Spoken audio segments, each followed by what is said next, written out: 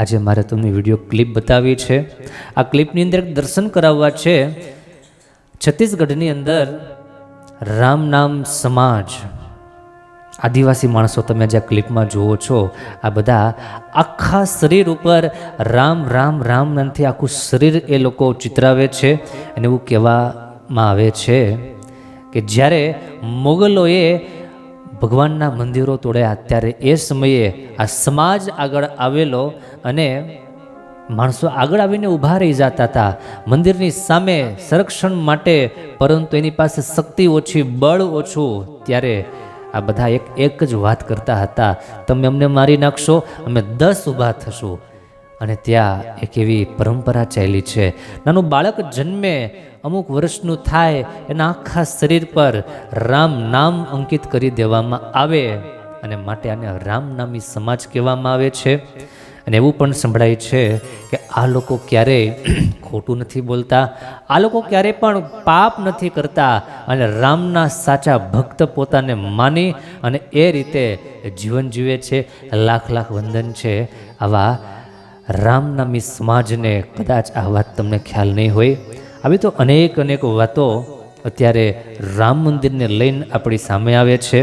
એટલો મોટો ભવ્ય ઉત્સવ થવાનો છે ત્યારે 1 લાખ કિલોના લાડુ અયોધ્યામાં આવનારા તમામ લોકોને પ્રસાદ રૂપે આપવાને માટે માણસો જે તૈયાર કરે છે, જે મહેનત કરે છે અને સાથે સાથે રામ રામ ભગવાનનું નામ લેતા લેતા ભજન કરતા કરતા લાડવાઓ તૈયાર કરે છે, મીઠાઈ તૈયાર કરે છે. કેટલો આનંદ છે, કેટલો ઉમંગ છે. તમારા હૃદયમાં પણ એ આનંદ અને ઉમંગ હોય એ સ્વાભાવિક છે, કારણ કે રામ એ કોઈ એક માત્ર વ્યક્તિના નહીં, રામ એ કોઈ એક માત્ર જ્ઞાતિના નહીં, રામ સમસ્તના છે.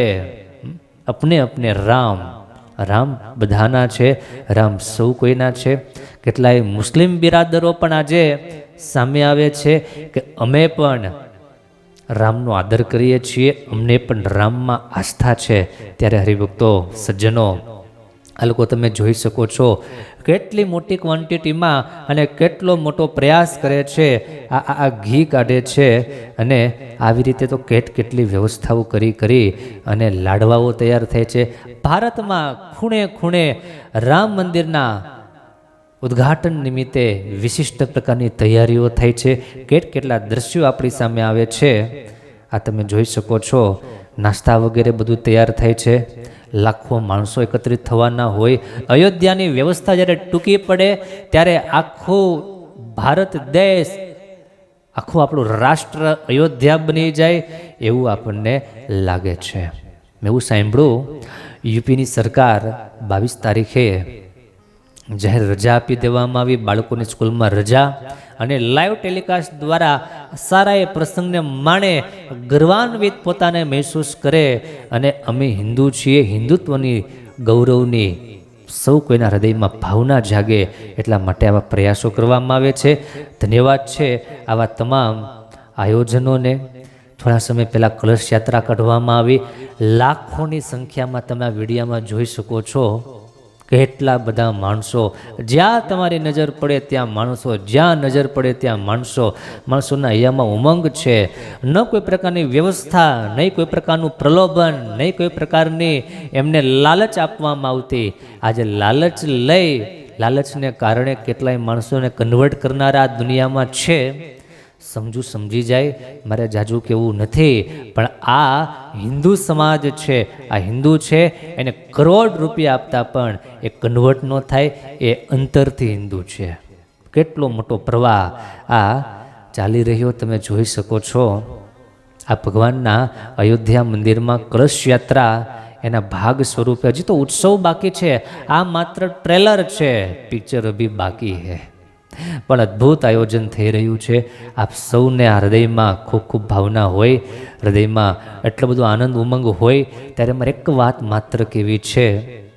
રામ મંદિર જ્યારે તૈયાર થયું છે, રામ મંદિરની પ્રતિષ્ઠા જ્યારે થઈ રહી છે, આપણે બધા એવો કંઈક સંકલ્પ કરીએ, રામ મંદિર નિમિત્તે, રામ મંદિરના ઉદ્ઘાટન નિમિત્તે આપણે હિન્દુઓ એક અન્ય હિન્દુને મદદરૂપ થઈએ, એક અન્ય હિન્દુને આપણા તરફથી ખુશી પ્રાપ્ત થાય. આપણા તરફથી એના મોઢા ઉપર સ્મિત રેલાય, રાજીપો રેલાય એવું કંઈક એક કામ કરી લઈએ. આ વિડીયો તમે જોયો, અનેક લોકો સુધી પહોંચાડો. તમે સંકલ્પ કરો, અનેક સંકલ્પ કરશે અને એમ કરતાં કરતાં હિન્દુ સમાજમાં સંગઠન, એકતા અને બંધુત્વની ભાવના વૃદ્ધિ પામશે અને સૌના હૃદયમાં ભગવાન રામ પ્રત્યે એક નવું અદકેરું સ્થાન પ્રાપ્ત થશે. માટે ભગવાનના ભક્તો આટલી વાત ખાસ સાંભળી એ બદલ ધન્યવાદ. સૌને સંભળાવજો.